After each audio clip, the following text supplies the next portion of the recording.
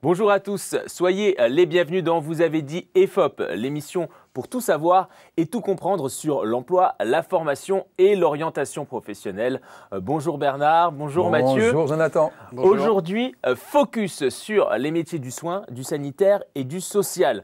Infirmier, aide-soignant, assistante sociale ou bien encore auxiliaire de puériculture, autant de métiers essentiels et dont pourtant les formations peinent à recruter. Y a-t-il un problème d'attractivité, une crise des vocations et si oui, pourquoi et comment y remédier? Des éléments de réponse tout à l'heure avec nos invités. Mais tout de suite, quand il n'y en a plus, il y en a encore, jamais rassasié des acronymes du monde de l'EFOP. Mathieu en est accro et nous les décrypte dans sa chronique.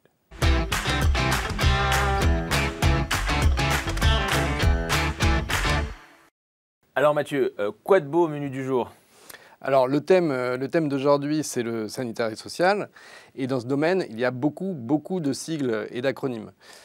Prenons juste le champ du handicap, par exemple. Si vous voulez la RQTH, il faudra passer par la MDPH. Oui, enfin il va surtout falloir que vous nous expliquiez RQTH et MDPH.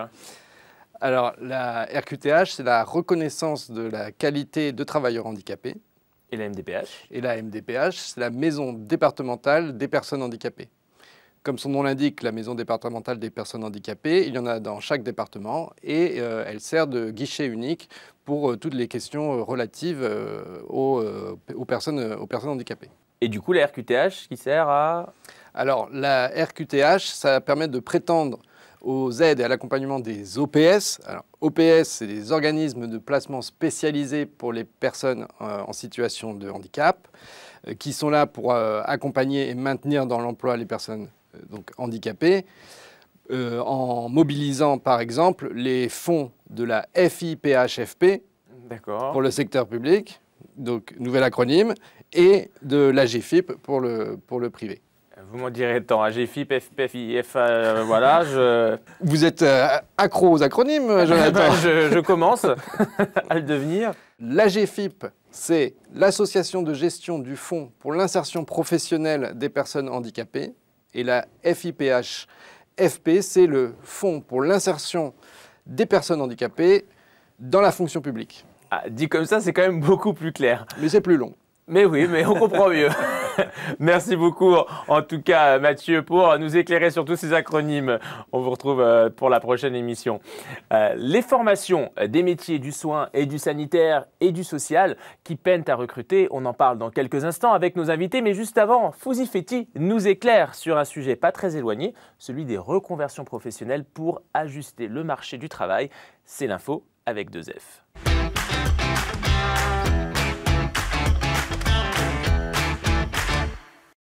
Vous avez forcément entendu parler de cet ex-cadre supérieur du marketing qui s'est reconverti en éleveur de chèvres dans le Larzac. Les belles histoires de reconversion professionnelle idéalisée ne manquent pas. Mais entre l'idée et la réalisation, il y a le financement. Apprendre un nouveau métier, c'est avant tout un coût pour le salarié.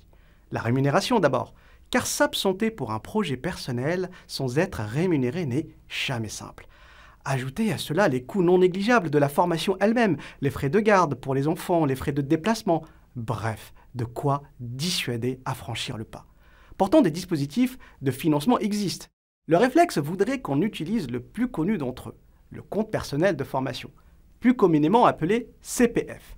Libellé en euros et accessible via une appli smartphone, le CPF devait incarner la liberté de choisir son avenir professionnel.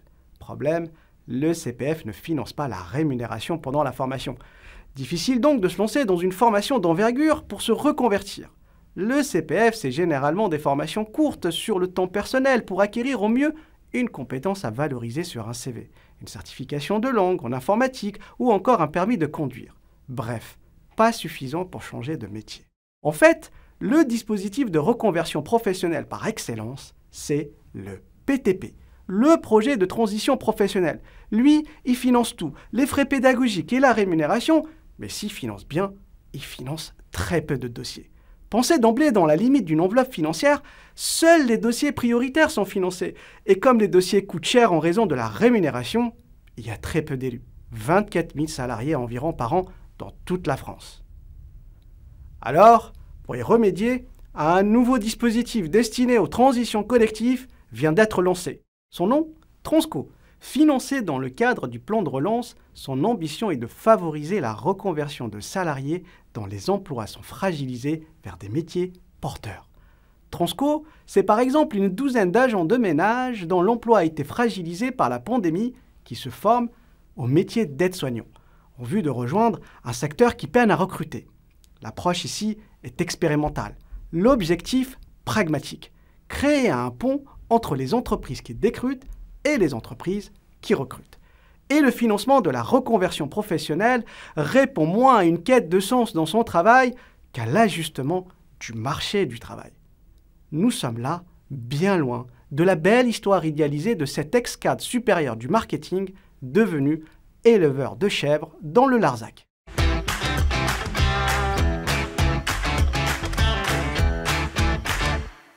Infirmier, aide-soignant, assistante sociale ou bien encore auxiliaire de puériculture, des métiers essentiels et dont pourtant les formations peinent à recruter. Y a-t-il un problème d'attractivité et si oui, pourquoi et comment y remédier? Quel est l'impact de la crise sanitaire dans tout ça? Pour en parler, on accueille Gwenaëlle Le Breton, Marie-Françoise Clavé et Jean-Pierre Delfino. Bonjour. Bonjour. Alors, Gwenaëlle Le Breton, vous êtes directrice adjointe du pôle ressources humaines en santé à l'ARS, l'Agence régionale de santé d'Île-de-France, en quelques mots. Voilà, l'ARS donc a pour mission de gérer le système de santé en région, en charge de tout ce qui a trait à l'offre de soins, aux ressources humaines en santé, tout ce qui est lien entre ville et hôpital, la santé publique. Merci. À mes côtés, Marie-Françoise Clavé, directrice des ressources humaines de l'association Valentin AUI. Là aussi, en quelques mots, présentez-nous votre association. C'est une association du secteur médico-social. Nous prenons en charge les déficients visuels, c'est-à-dire les malvoyants et les non-voyants. Et nous offrons toute une panoplie de services qui vont de la formation professionnelle pour les déficients visuels, formation de kiné par exemple, les impros pour les très jeunes de 15-16 ans qui sont déscolarisés, on les reconduit dans l'inclusion sociale, les ESAT, les entreprises adaptées pour déficients visuels et handicapés mentaux, et nous offrons également des services sociaux d'ordre assistante sociale, médiathèque, accès à la lecture, à la culture, au numérique, boutique de matériel spécialisé, tous ces services qui permettent, y compris dans des comités locaux dans toute la France, on est présent dans toute la France, aux déficients visuels, d'avoir une vie sociale, culturelle, travailler, se former et vivre avec son handicap au mieux dans notre société. Oui, donc finalement, un champ d'intervention assez large. Oui, voilà. Et on a une résidence aussi pour personnes âgées autonomes, déficientes visuelles. Très bien, on va en reparler. Et enfin, Jean-Pierre Delfino, vous êtes le directeur général de l'Opco Santé. L'Opco Santé, c'est quoi? L'Opco Santé, c'est l'opérateur de compétences du secteur sanitaire, social, médico-social, qu'il soit associatif ou qu'il soit commercial. Alors, notre premier métier, c'est la gestion des fonds de la formation professionnelle. On gère 400 millions d'euros de fonds. Nous sommes présents sur tous les territoires en France et nous accompagnons nos adhérents, donc les entreprises ou les associations de notre secteur, pour développer la formation et pour accompagner le recrutement, que ce soit des nouveaux entrants ou des demandeurs d'emploi dans nos secteurs. Merci. Alors, l'attractivité des formations et métiers du soin au cœur de nos échanges aujourd'hui. Attractivité et soins, deux termes que Bernard, vous avez décidé d'analyser. C'est votre Quesaco.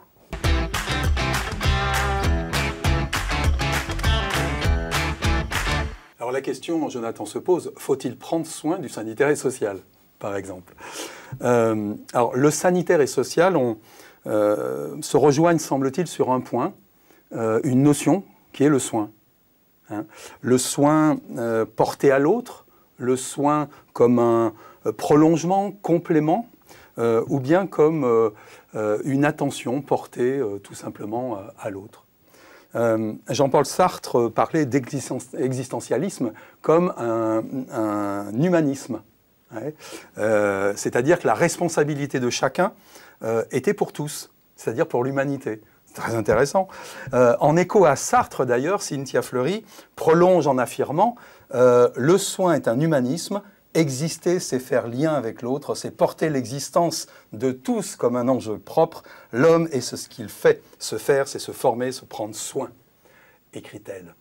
Ouais. D'ailleurs, faire et se faire, Jean-Marie Barbier dirait, c'est le cœur de l'activité, par exemple. Et la crise sanitaire arriva. Et voilà, et la crise sanitaire arrive. Alors, nul besoin d'insister sur le fait que la période traversée impose le soin au cœur de l'activité, mais aussi au cœur de la réflexion sur notre humanité et sur la relation entre humains. Alors, pour ce qui nous concerne aujourd'hui, difficile de ne pas nous interroger sur à la fois ce qui est une ambiguïté qui est mise à jour dans la période, c'est d'un côté l'attirance consciente, quasi naturelle, de nombre d'humains vers les métiers justement du soin, que ce soit à travers la santé ou le social, et d'un autre côté la question de l'attractivité de ces métiers. Qui peuvent conduire justement à travers des formations à ces métiers. Comme si la valeur de l'humanisme et que le soin porte échouait un peu sur les rochers des difficultés de l'exercice du soin. On pourrait se demander si des concerts de casseroles à 20h suffiraient pour la reconnaissance des soignants, par exemple. Justement, que peut-on dire de l'attractivité? Alors, la notion d'attractivité, c'est un néologisme qui est assez récent, mine de rien. Malheureusement, aujourd'hui, il y a une pensée magique, c'est qu'il suffit de faire un peu de communication, puis ça y est, rend les métiers attractifs. C'est peut-être pas aussi simple que ça. Et que le manque d'information, une mauvaise image des jeunes, voilà, c'est les problèmes et il faut communiquer. L'attraction est en fait une dynamique qui est une dynamique résultante de la rencontre entre objet et sujet, c'est-à-dire entre un individu et une formation, entre un individu et un métier. C'est une rencontre qui est à organiser. Et ça va un petit peu plus loin qu'une simple communication. Et on montre à travers une étude de défis et métiers comment à la fois un individu a des dimensions qui sont des dimensions raisonnées pour choisir, mais aussi ce qu'on appelle des dimensions de résonance. C'est-à-dire il y a besoin de raisonner avec ce métier et souvent c'est assez à la fois inconscient, à la fois pas forcément pensé en quelque sorte. Voilà. Et parfois, ça ne résonne pas assez, Bernard, et on observe, on le disait, une baisse préoccupante de candidats dans un certain nombre de formations du secteur médico-social. Ces métiers sont-ils en déficit d'attractivité? Quelle image reflètent-ils aujourd'hui? On en parle dans quelques instants, mais d'abord, Hugo Moreau est allé vous demander votre avis. C'est des métiers difficiles en général, qui sont des métiers difficiles qui ne sont pas forcément bien reconnus. C'est un bon métier, je peux dire, d'aider les autres, de prendre soin des autres. C'est bien. Très exigeant du point de vue psychologique et émotionnel, donc c'est des gens dont on a beaucoup pour lesquels on doit avoir beaucoup de reconnaissance et de reconnaissance. Je pense que c'est des métiers qui sont difficiles, qui demandent beaucoup d'investissement personnel, mais oui, pour moi c'est un beau métier, c'est une belle profession. Ce sont des métiers très dévalorisés. Et donc, il y a toujours moins et moins de personnes peut-être qui partent aussi à l'étranger pour faire ce travail-là plutôt qu'en France. Genre moi j'en ai cette image-là de pas reconnu. Souvent pas très bien payés et qui donnent vraiment leur temps de façon, moi je trouve magnifique parce que c'est des métiers très durs. Et moi je suis ouvert pour que mes enfants fassent ce qu'ils souhaitent, donc s'ils veulent aider les gens à leur prochain, pourquoi pas. Mais je ne leur pousserai pas forcément vers cette voie-là. Non, c'est pas forcément un métier qu'on recommande. Je dirais courageux, avec tout ce qui se passe. Ils sont d'une grande aide. Ouais. Voilà.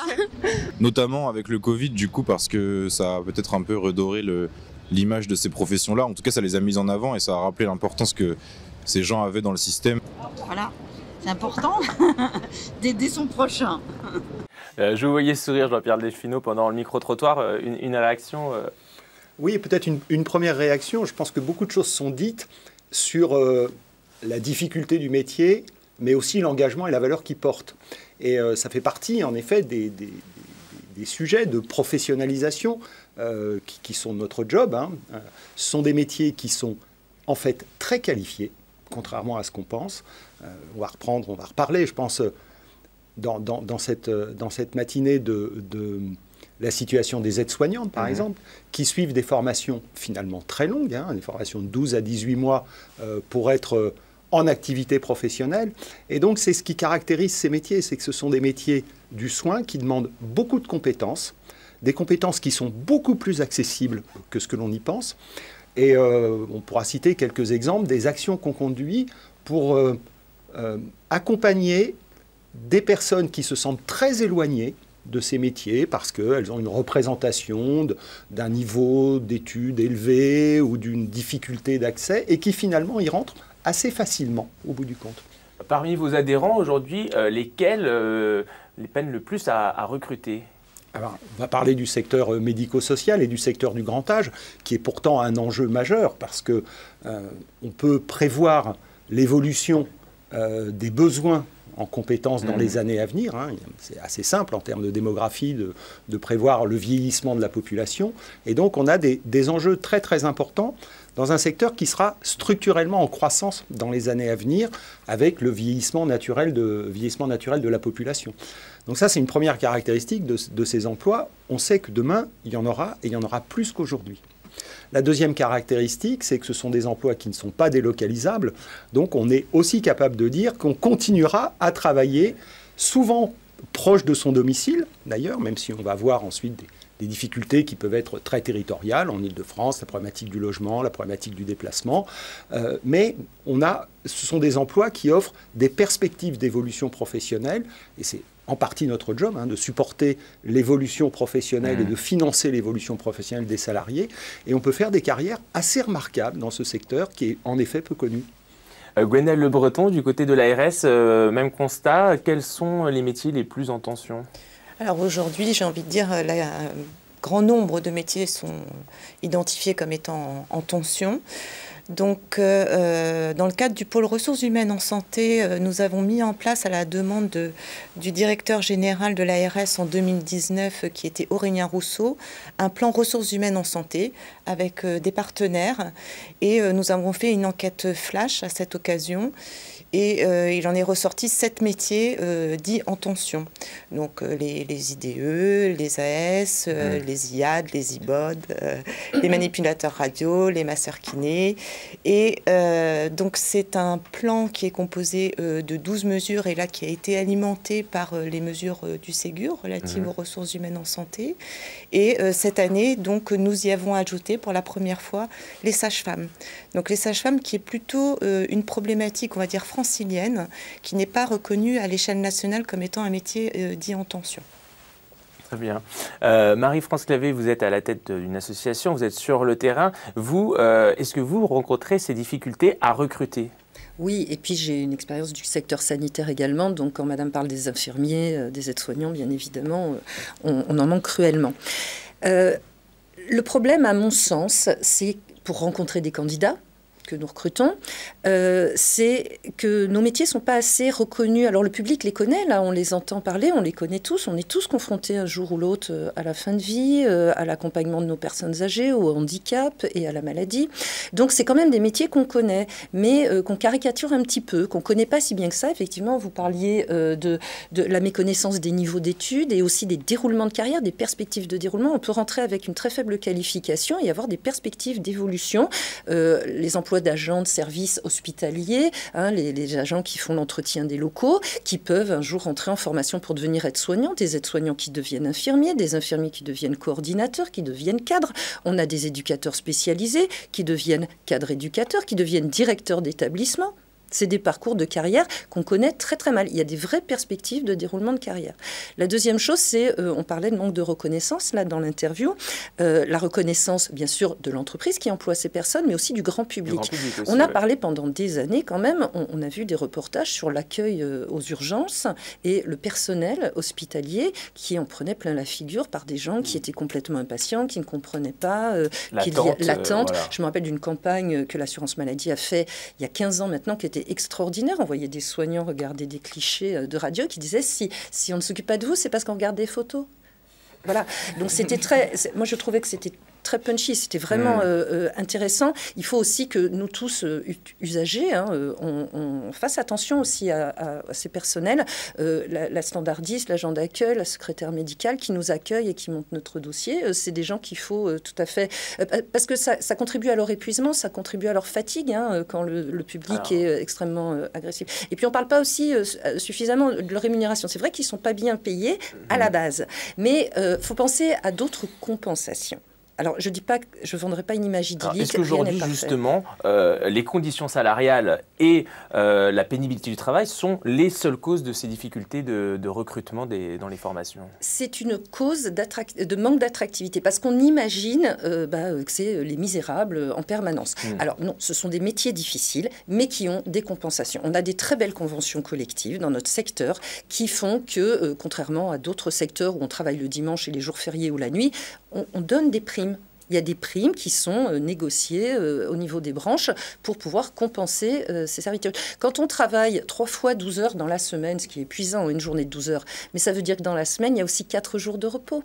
Quand on travaille le week-end, c'est un week-end sur 2. Alors, je ne dis pas que c'est simple pour les conditions de vie familiale normale, etc. Tout ça s'organise, tout ça demande beaucoup d'engagement, y compris privé. Mais il y a aussi des contreparties dont on ne parle pas assez. Il faut aussi communiquer sur ces contreparties qui existent dans le secteur privé. Les heures supplémentaires, quand du personnel soignant choisit d'en faire, il y a des contreparties financières. On paye les heures supplémentaires avec des conditions aujourd'hui qui font qu'il y a des exonérations partielles, y compris fiscales. Donc, voilà. Donc, il faut aussi communiquer sur... il y a de l'attraction aussi, y compris dans les conditions de travail. Il n'y a pas que de la misère. Alors, tout à fait, mais après, les conditions changent aussi, qu'on soit peut-être en hôpital, en association, en public, en privé. Je crois que du côté de l'ARES, vous avez un petit peu étudié cela, essayé de comparer. Tout à fait. Donc, Madame parlait effectivement de la majoration et de l'indemnisation des heures supplémentaires. Donc, effectivement, il y a cette possibilité, mais selon le statut de l'établissement, c'est applicable ou pas. Par exemple, c'est applicable pour le statut public.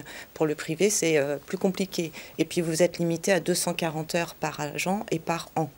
Donc, effectivement, ça peut être ça fait partie des mesures d'attractivité, mais il n'y a pas que ça, en fait. Et puis, Madame le disait aussi, les autres problématiques d'attractivité. Donc, on y travaille avec nos partenaires sur ces mesures d'attractivité et de fidélisation. Mais si je peux me permettre, je vais revenir un peu en arrière parce qu'en fait, c'est une problématique qu'on doit prendre en amont de l'exercice. C'est-à-dire qu'on voit cette problématique d'attractivité qui ressort déjà dans le cadre de la formation.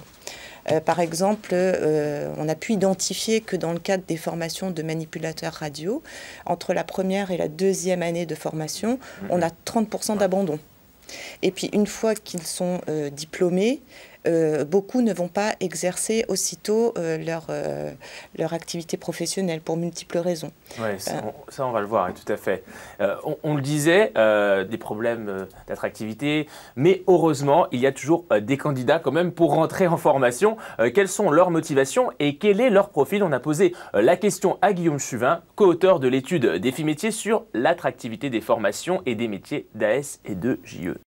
On distingue différents types de motivations à entrer en formation, liées entre autres au profil du public, notamment son âge et son parcours antérieur. Un jeune en formation initiale ne s'orientera ni de la même manière, ni pour les mêmes raisons qu'une personne en formation continue, qui elle-même n'aura pas les mêmes objectifs selon si elle est en reconversion ou en évolution professionnelle. Par exemple, dans la formation d'aide-soignant, les élèves plus âgés et précédemment demandeurs d'emploi ont davantage tendance à souhaiter travailler auprès des personnes âgées, ce qui s'explique entre autres par le fait qu'il s'agit d'un secteur avec de forts débouchés, alors que les jeunes en formation initiale, eux, souhaitent davantage s'insérer dans les hôpitaux, qui est un lieu d'exercice perçu comme plus dynamique, avec des activités plus variées et offrant davantage de perspectives, notamment dans l'optique de réaliser la formation d'infirmier par la suite. Cette diversité souligne également la rationalité des élèves dans leur choix, constat qui va un petit peu à rebours de l'image idéalisée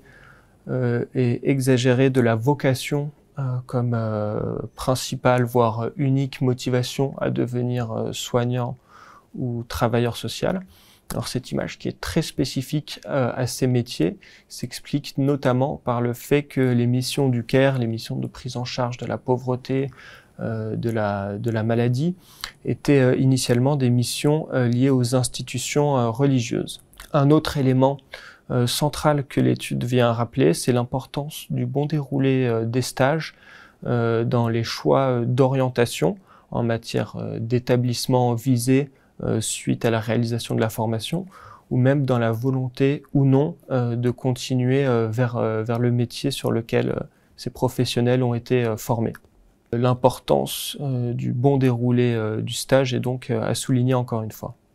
L'importance du bon déroulé du stage, nous dit Guillaume Chuvin dans la décision de poursuite vers les métiers. Je vois que vous hochiez de la tête. C'est des choses sur lesquelles vous travaillez avec les organismes adhérents? Alors en effet, on travaille sur cette question qui est très très importante et puis qui correspond à des obligations qui sont faites dans les référentiels de formation, bien sûr, de façon à ce que les professionnels aient, dans leur parcours de formation, la vision la plus large possible des secteurs d'activité dans lesquels ils peuvent agir. C'est l'occasion d'ailleurs de dire que vous avez évoqué dans les questions d'attractivité des aspects de rémunération, de conditions d'exercice. Il faudrait peut-être en souligner une autre, c'est que, on va donner un chiffre au moins, l'Opco Santé, c'est un périmètre de 800 000 salariés. Chaque année, nous finançons 400 000 parcours de formation. Ça veut dire qu'un salarié sur 2 dans le secteur bénéficie au moins d'une action de formation par an. Et donc, dans ces questions de professionnalisation, on voit bien que la compétence s'acquiert et les connaissances s'acquièrent en flux continu tout au long de la carrière. Alors, on a aussi évoqué dans ce reportage les difficultés à appréhender ce qu'est le métier. On peut relater une expérience au moins qu'on a mise en place en 2020 et qu'on va poursuivre en 2021 dans le cadre d'un partenariat avec Pôle emploi pour préparer des demandeurs d'emploi à intégrer les écoles spécialisées, alors principalement les aides-soignantes. On va parler des aides-soignantes, c'est 12% des 800 000 personnes dont je parlais tout à l'heure, donc c'est le gros de l'effectif, même si aborder cette question masque en fait la réalité de la diversité des métiers dans nos secteurs. On a évoqué les paramédicaux, mais 20% des métiers de nos établissements sont des métiers du support. Des métiers de l'hôtellerie, des métiers de l'accueil, des métiers de ce type de métier. On en parle assez peu, mais c'est aussi un élément constitutif des carrières ou des opportunités de carrière dans les associations et dans les entreprises. Donc ce projet avait pour vocation de permettre à des demandeurs d'emploi, souvent éloignés des parcours de formation diplômants. Si on évoque le métier d'aide-soignante, il s'agit d'un diplôme qui vous autorise à exercer une activité professionnelle parce que vous détenez les connaissances nécessaires pour agir auprès des patients. Dans cette formation, donc on a construit un parcours dans lequel les 4 premiers mois sont des mois qui permettent une remise à niveau et qui permettent d'entrer dans de bonnes conditions de connaissances dans des parcours de formation qui peuvent être exigeants, mais aussi de découverte des métiers dans des associations ou dans des entreprises partenaires qui étaient prêtes à accueillir ces demandeurs d'emploi pour découvrir le métier. En 2020, c'est 500 personnes. 70% des personnes qui sont rentrées dans ce parcours ont poursuivi leur étude et vont obtenir le diplôme d'aide-soignant. Ce qui est important, et ce que vous soulignez tout à l'heure, Gwenaëlle, c'est qu'il y a beaucoup de diplômés qui, malheureusement, décident finalement de ne pas chercher d'emploi dans le métier pour lequel ils ont été formés. Je crois qu'il y a 59% de jeunes diplômés infirmiers aujourd'hui qui ne travaillent pas dans ce secteur, finalement. Alors, à aujourd'hui, donc, pour les diplômés de 2020, on constate effectivement que 59% aujourd'hui ne sont pas enregistrés au répertoire ADELI, enfin ex-ADELI, puisqu'ils sont passés maintenant RPPS. C'est quoi ADELI? Le ADELI, donc, c'est un répertoire donc, qui permet de s'enregistrer, parce que pour exercer, en fait, on a l'obligation d'être enregistré à ces répertoires. Maintenant, donc, les infirmiers sont enregistrés au répertoire partagé des professionnels de santé. On sait que l'année 2020 est une année quand même particulière. On a connu une crise sanitaire sans précédent et à aujourd'hui, donc 59% des diplômés de 2020 en école infirmière en Île-de-France ne sont pas identifiés dans ces répertoires. Donc, certainement qu'ils ont voulu faire des pauses aussi, parce que, bon, ben, effectivement, hein, dans le cadre de la fin de leur cursus, ils ont vécu des choses, en fait, qui n'étaient pas prévues dans les maquettes de formation. Et on va les retrouver plus tard, parce qu'ils souhaitent aussi s'initier à peut-être d'autres activités professionnelles. D'autres vont aussi poursuivre des formations. Par exemple, ceux qui ont commencé une formation d'infirmier vont ensuite vouloir poursuivre vers une formation d'infirmier spécialisé, comme les puéricultrices, par exemple. Donc, c'est un phénomène assez récent quand même. Donc, on suit ça de près avec les partenaires aussi. Et c'est quoi l'impact de Parcoursup dans tout ça? Alors Parcoursup, on a constaté en fait, donc vous savez qu'avant Parcoursup, donc ces formations, donc c'était des concours d'entrée. Donc les personnes en fait se préparaient au concours et avaient déjà une espèce de vocation en fait à exercer ces métiers-là. Maintenant, avec Parcoursup, on se trouve dans un espèce de méandre en fait où les jeunes, accompagnés de leurs parents, vont sélectionner une série de formations sans pour autant connaître le contenu. Donc, je pense qu'il y aurait un effort à faire de notre part en termes de communication, aller vers les jeunes, leur expliquer en fait ce que sont les métiers du soin et autres, tant dans le secteur sanitaire, médico-social que social, parce que à aujourd'hui, beaucoup de jeunes se retrouvent en première année de formation à faire des stages en disant que finalement, non, c'est pas ce qu'ils souhaitaient faire. Raison pour laquelle on a 30% d'abandon entre la première et la deuxième année. On parlait de l'Île-de-France avec ce cas des infirmiers, hein, 59% qui n'étaient pas, aujourd'hui ne travaillaient pas alors qu'ils étaient diplômés. Est-ce qu'il y a d'autres spécificités que vous remarquez franciliennes, Jean-Pierre Delfino, auprès de vos adhérents? Alors on ne constate pas tout à fait les mêmes chiffres parce que notre sujet est un sujet de formation professionnelle et de formation d'adultes. Alors même si on a parlé de la problématique des demandeurs d'emploi éloignés, le deuxième sujet, c'est l'apprentissage. Le cœur du métier des OPCO, c'est de supporter et développer l'apprentissage. Nous étions très prudents, il y a quelques années, pensant que l'apprentissage est une solution qui ne se développerait pas dans nos secteurs. On a été très, très largement dépassé sur cette question-là, puisqu'en 2021, on aura formé 10 000 apprentis en France, dont schématiquement 20% en Île-de-France. L'Île-de-France est 20% de notre activité. Et on ne constate pas d'abandon supérieur, notamment pour les formations d'aides-soignantes, qui sont le cœur de notre question, les aides-soignantes et les accompagnants éducatifs et sociaux. Je ne vois pas totalement. Pour l'instant, dans nos chiffres, on ne constate pas de Je voudrais juste qu'on dise aides-soignants. Il n'y a pas que des femmes dans nos métiers. Aides-soignants, j'ai dit aides-soignants ou aides-soignantes, oui, en effet. Il y a plein d'hommes dans les femmes Exactement. aussi, ça peut rebuter aussi parfois. Mais oui, ce ne sont pas des métiers qui sont si typés que ça, ou si genrés que ça, dans ces questions. Mais cette année, on va réaliser 10 000 parcours de formation en apprentissage. C'est 2,5 fois nos prévisions initiales.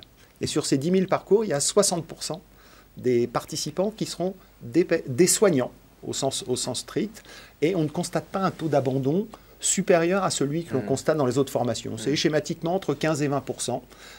Et c'est un secteur, moi qui travaille dans d'autres secteurs d'activité, où les taux de rupture étaient beaucoup plus élevés que ceux-ci, je n'ai pas constaté ces dernières années de taux de rupture très importants. Donc on voit en fait que la découverte du métier, c'est un enjeu fondamental pour ne pas se tromper.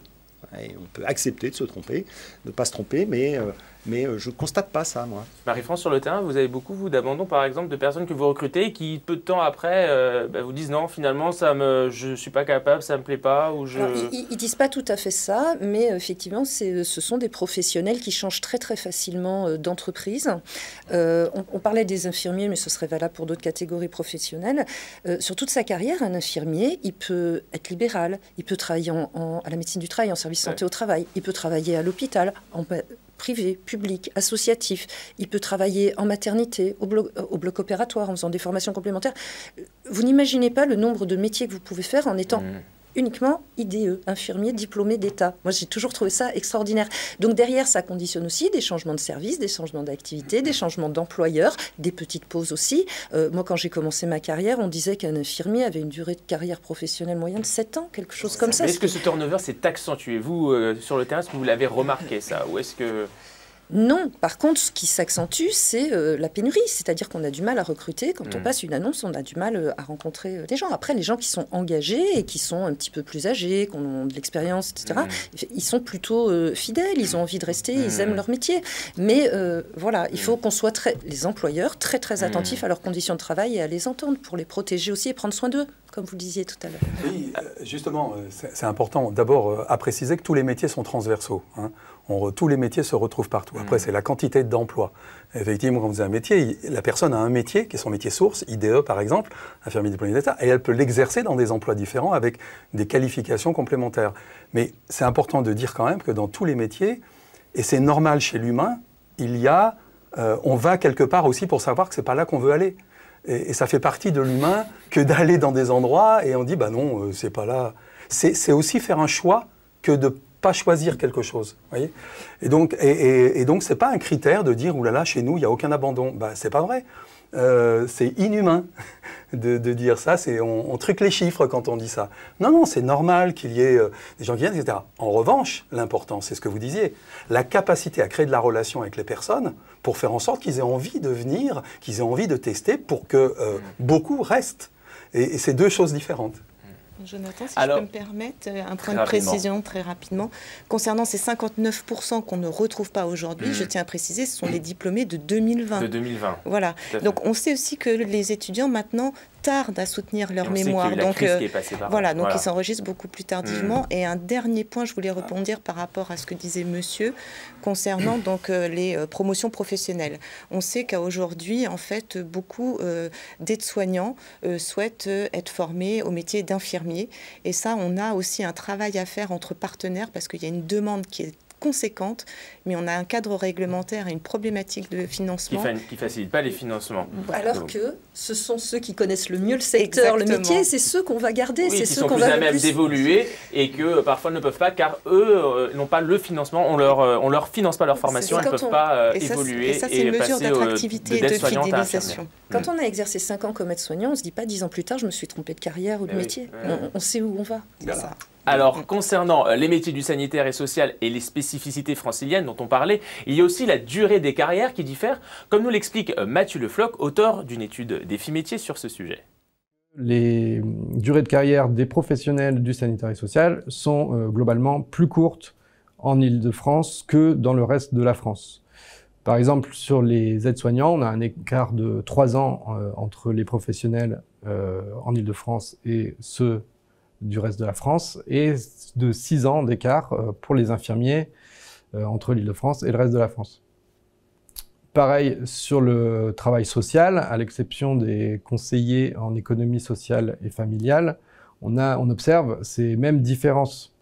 Donc des carrières toujours plus courtes en Île-de-France, donc que ce soit pour les éducateurs spécialisés, les éducateurs de jeunes enfants, les assistants de service social, et ces écarts sont très importants, ça va jusqu'à 11 ans en ce qui concerne les éducateurs spécialisés. Ces différences peuvent s'expliquer par les conditions de vie en Île-de-France, notamment la question du coût du logement et du coût de la vie en général, ce qui peut engendrer un solde migratoire négatif, c'est-à-dire par exemple plus d'éducateurs spécialisés ou d'infirmiers qui quittent la région pour s'installer dans une autre région que l'inverse.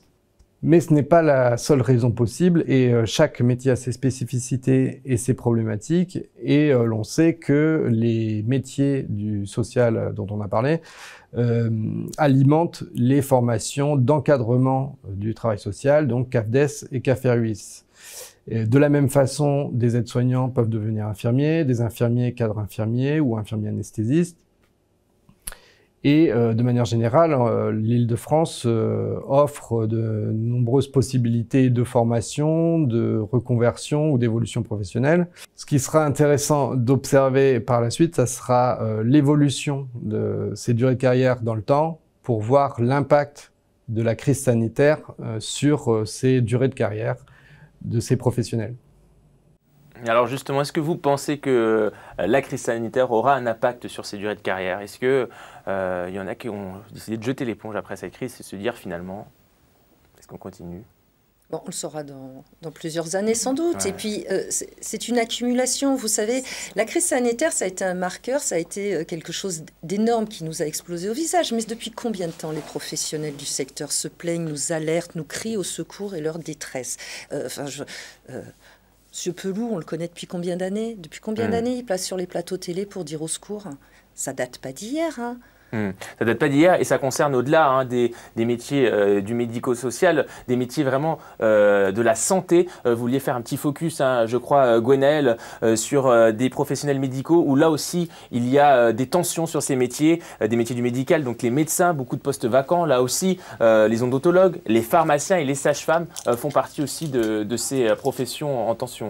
Tout à fait, Jonathan, effectivement, comme disait Madame, bon, c'est un peu tôt en fait pour identifier la volumétrie en fait de la conséquence de cette crise sanitaire sur des flux, mais les métiers en tension ne concernent pas que les professionnels non médicaux. Les professionnels médicaux sont effectivement concernés, notamment chez les médecins. On sait qu'on a une vacance de poste conséquente pour les services d'urgence, de gériatrie, de psychiatrie, de pédiatrie, les sages-femmes. Ça fait quand même plusieurs semaines qu'elles manifestent leur mécontentement sur leurs conditions de travail, sur un manque de reconnaissance de leur statut, sur la problématique des salaires. Mais il faut savoir aussi que on est face en fait à un bouleversement de la société, c'est-à-dire que avant vous étiez salarié ou libéral. Maintenant il y a une mixité d'exercices et de statut. Voilà, par exemple les sages-femmes maintenant beaucoup d'entre elles souhaitent exercer en libéral, plus nécessairement en salle de naissance par exemple. Mais on a encore du travail à faire aussi avec ces professionnels de santé pour travailler sur tout ce qui est poste partagé, mixité d'exercices, parce qu'on ne veut plus travailler à 100% dans un endroit. On veut pouvoir diversifier notre activité. Donc là, par exemple, on a des propositions de solutions pour l'avenir. C'est, par exemple, mixer les lieux d'exercice, de travail. Tout à fait, entre la ville et l'hôpital, entre deux structures, entre deux secteurs. Donc, effectivement, il faut que nous avancions sur ce sujet-là. Mais là, il y a un travail, c'est législatif aussi. Donc, il y a un travail à faire au niveau du cadre réglementaire. Et concernant donc l'accompagnement de l'ARS sur l'attractivité des postes médicaux et non médicaux, on a mis en place tout un dispositif d'assistants spécialistes partagés, de contrats d'allocation études pour les sages-femmes et les métiers dits en tension pour les professionnels. Donc, il y a le lieu d'exercice, l'accompagnement financier également. Qu'est-ce qu'il y aurait à faire selon vous qui est sur le terrain? Oui, voilà, les métiers des médecins sont particuliers parce que nous, par exemple, on a des orthoptistes, psychiatres, généralistes, mais on n'a que quelques heures par semaine. 5 heures par semaine, 10 heures par semaine. En Île-de-France, c'est compliqué, à la campagne encore plus. Donc, il faut vraiment mutualiser nos besoins, mettre les compétences sur plusieurs établissements. Et ça, c'est un travail qu'on doit faire en partenariat, effectivement, avec nos autorités de tutelle, avec l'ARS notamment, pour pouvoir faire connaître aux médecins les différentes mutualisations qu'on peut avoir de personnel, pour qu'au final, ils aient un emploi quand même avec des ressources. On ne vit pas avec 10 heures de travail par semaine, même quand on est médecin spécialiste. Exactement. Comment l'OPCO Santé peut accompagner pour développer cette attractivité, améliorer cette attractivité de ces métiers? Alors sur ce sujet particulier, nous avons une action en termes de gestion prévisionnelle des emplois et des compétences. Métier historique des OPCA avant, des OPCO aujourd'hui. On a développé des actions particulières de gestion prévisionnelle des emplois et des parcours territoriales. L'idée est de répondre à cette question. Dans un bassin d'emploi rural, où un établissement n'a pas la capacité de proposer une activité en temps plein, des établissements se regroupent et proposent, et sont en capacité de proposer un temps de travail complet multi-établissements. Ce sont des dispositifs qui fonctionnent très très bien dans les territoires ruraux, parce que ce sont des territoires qui, historiquement, ont des problématiques qui ne sont pas d'attractivité, mais de rareté. De rareté. Des déserts médicaux. Tout simplement. Et ces actions qu'on conduit depuis une dizaine d'années sont très efficaces. Elles sont souvent conduites d'ailleurs en partenariat avec l'ARS. C'est le cas notamment en Auvergne-Rhône-Alpes. Je prends cet exemple me vient en tête, c'est en Auvergne-Rhône-Alpes. Et on voit que ce sont des solutions très efficaces. Et je pense que on traite la problématique de l'attractivité et de la pénurie de main-d'œuvre, il n'y a pas une solution unique à un problème aussi complexe que celui-ci. Mais des difficultés qui sont assez structurelles. Par exemple, le financement du parcours d'une aide-soignante qui devient infirmière. Qu'on évoquait tout à l'heure, oui. Dans nos comptes, c'est 95 000 € pour 3 ans de parcours de formation. Donc, l'Opco Santé, comme tous les acteurs, ne peut pas financer seul des parcours sur des montants de ce type. Mais il peut apporter sa pierre à lui. Par contre, on développe actuellement un partenariat avec les associations de transition professionnelle pour que lorsqu'un salarié, aide-soignant ou aide-soignante, on peut avoir les deux, aide-soignant ou aide-soignant, souhaite... Soignant inclusif. Je fais beaucoup d'efforts, vous voyez. Souhaite devenir infirmière ou infirmier. Donc, nous proposons, nous, une solution de financement en partenariat avec les associations de transition professionnelle dans lequel chacun prend en charge une partie du financement et facialement, pour le salarié, c'est une solution complètement transparente. Il n'a pas à se poser la question de sa bonne fin de parcours. Nous, on garantit la bonne fin de parcours, c'est-à-dire qu'on crée toutes les conditions pour que le financement lui garantisse le passage de la totalité du parcours de formation jusqu'au passage de l'épreuve, du dépôt de mémoire, et ainsi de suite. Et ça lui est financé. Voilà. On va continuer de parler des dispositifs mis en place pour favoriser l'attractivité des formations du sanitaire et du social dans notre coup de pro. Aujourd'hui, coup de projecteur sur la chef de service relations avec les organismes de formation sanitaire et sociale du pôle Trésor de la région Île-de-France.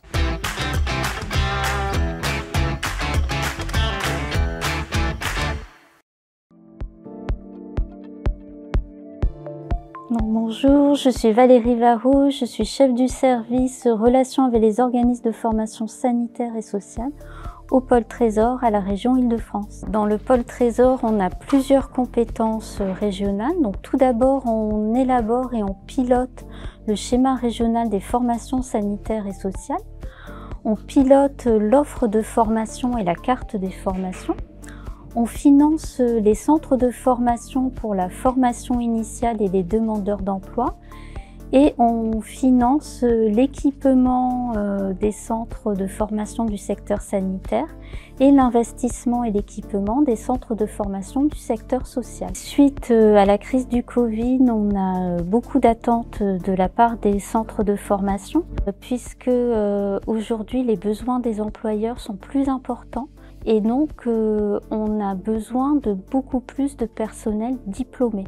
Donc pour ça, la région, elle a créé de nouvelles places dans les instituts de formation. On a ouvert 243 places à la rentrée de septembre 2020. Et là, à la rentrée de septembre 2021, on a ouvert 362 places supplémentaires dans les instituts de formation en soins infirmiers. Et l'idée, pour permettre à ces étudiants d'avoir de bonnes conditions d'études, c'est également d'accompagner les instituts dans l'amélioration du bâti et des conditions d'accueil des étudiants.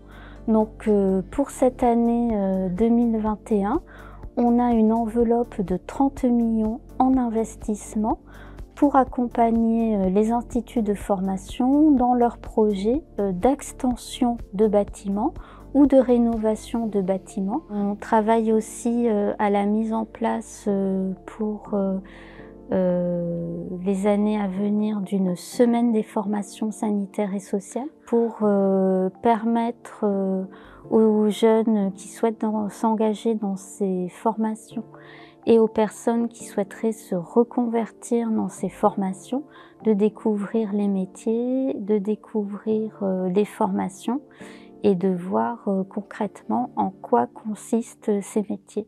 Voilà Valérie Varro qui évoque notamment une semaine des formations du sanitaire et social, c'est en partenariat avec l'Opco Santé, je crois. Tout à fait. Ça fait partie de nos actions de promotion des métiers, donc on est très présent dans tous les salons professionnels pour présenter nos métiers. On est également présent à la nuit du recrutement. On est présent également sur tous les salons de l'apprentissage.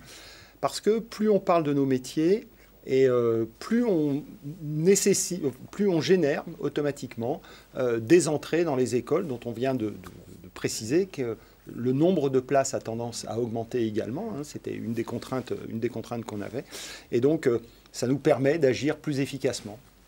L'ARS aussi, hein, vous êtes en partenariat, je crois, avec la région sur un groupe de travail, de suivi de l'observation des formations et métiers et secteurs. Tout à fait. Donc nous participons aussi à la semaine de valorisation des métiers.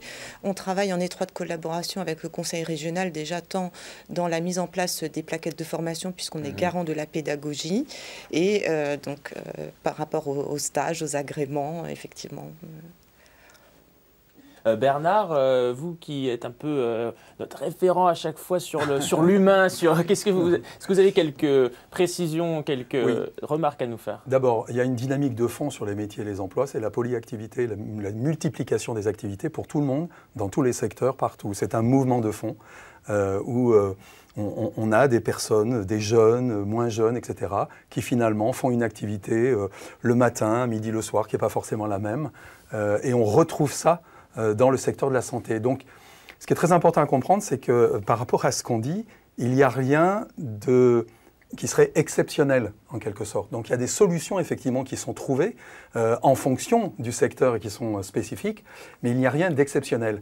Il y a aussi, en termes de communication, ce qu'il faut comprendre, c'est qu'il y a 10 000 appellations de métiers, pratiquement, et tout le monde communique dessus. Donc, il y a un engorgement de la communication et de l'information sur les métiers, et que ça demande un peu à s'organiser, ça, parce qu'on est plutôt en train de perdre en face les personnes, plutôt que de les aider. Et on dit, il faut choisir, bah oui, mais il faut choisir, il faut aider. Et il n'y a rien de mieux qu'un accompagnement humain pour le faire. Ça ne peut pas être algorithmé. Donc il faut renforcer l'accompagnement humain, il faut renforcer la relation par exemple de soignants avec ceux qui viennent. C'est comme ça qu'on les convainc de venir dans le métier, parce que c'est comme ça que ça s'est fait au mieux. Hein. C'est très important à intégrer. Avant de se quitter, je voudrais aussi vous inviter à découvrir sur la chaîne YouTube de Défi Métiers toute une série de témoignages du secteur de la santé, du sanitaire et du social. Au total, 12 interviews de professionnels qui parlent justement de leurs conditions d'exercice, de leur métier et des perspectives qu'ils proposent. Donc si vous êtes désireux d'en savoir plus, rendez-vous sur la chaîne YouTube de Défi Métiers. C'est important d'avoir ces retours de terrain des aides-soignants, des infirmiers qui expliquent vraiment leur quotidien, non ? Oui, par la vidéo, c'est vraiment intéressant de voir les gens témoigner de leur réalité, de leur quotidien et de la satisfaction qu'ils ont à faire ce métier. Parce que vraiment, moi, c'est ça que j'ai envie de dire ici, c'est que ce sont des métiers qui donnent de la satisfaction. Bien sûr qu'il y a de la tristesse parfois, on accompagne parfois du malheur et du handicap, mais il y a énormément de compensation humaine. C'est une expérience humaine de rentrer dans ce secteur, dans ces métiers. C'est ce qui revient à chaque fois d'ailleurs dans les témoignages. Alors quand on dit 12 interviews, c'est pas 12 métiers différents. C'est qu'on a pris justement par exemple un infirmier dans différentes structures, parce que ce n'est pas non plus la même chose d'être infirmier en EHPAD que d'être infirmier en hôpital. Là, on parle beaucoup des soignants, mais il y a aussi les éducateurs, les moniteurs, les accompagnants éducatifs et sociaux. Exactement. Tous ces métiers où il y a de l'engagement auprès de publics, personnes âgées, handicapées. C'est porteur de vie, c'est porteur d'un projet de société. Donc aujourd'hui on est un peu en perte de sens dans beaucoup de secteurs. Rejoignez-nous, il y a du sens. On sait pourquoi on se lève le matin et c'est quand même... Alors voilà, tout n'est pas tout rose. Je connais pas beaucoup de métiers, de secteurs où tout est rose. Donc le nôtre ne l'est pas plus qu'ailleurs. Mais par contre, il est porteur de sens et on contribue vraiment à un projet de société. Le handicap, la maladie, le grand âge, mais ça nous concerne tous. Ça nous concerne tous et ce sera le mot de la fin pour les témoignages. Je vous rappelle le site Défi Métier, défi-métier au pluriel.fr. Voilà, merci à tous, merci Bernard. Je vous retrouve pour la prochaine émission, ce sera l'année prochaine. Oui. Alors soyez au rendez-vous et d'ici là, prenez soin de vous et passez de très belles fêtes de fin d'année.